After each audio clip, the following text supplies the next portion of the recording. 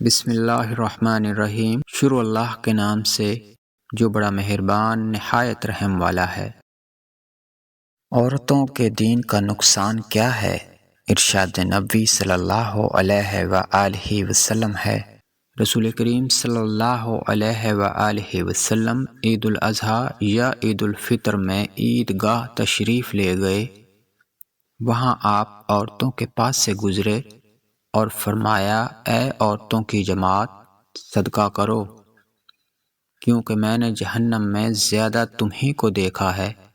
انہوں نے کہا، یا رسول اللہ صلی اللہ علیہ وآلہ وسلم، ایسا کیوں؟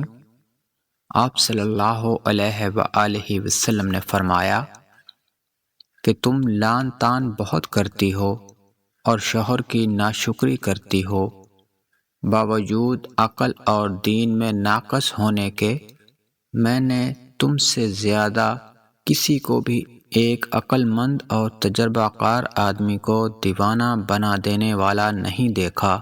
عورتوں نے عرض کی کہ ہمارے دین اور ہماری عقل میں نقصان کیا ہے یا رسول اللہ؟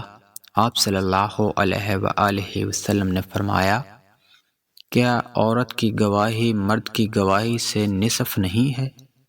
انہوں نے کہا، جی ہے۔ آپ صلی اللہ علیہ وآلہ وسلم نے فرمایا، بس یہی اس کی عقل کا نقصان ہے۔ پھر آپ نے پوچھا، کیا ایسا نہیں ہے کہ جب عورت حائضہ ہو تو نہ نماز پڑھ سکتی ہے اور نہ روزہ رکھ سکتی ہے؟ عورتوں نے کہا، ایسا ہی ہے۔ آپ صلی اللہ علیہ وآلہ وسلم نے فرمایا کہ یہی اس کے دین کا نقصان ہے۔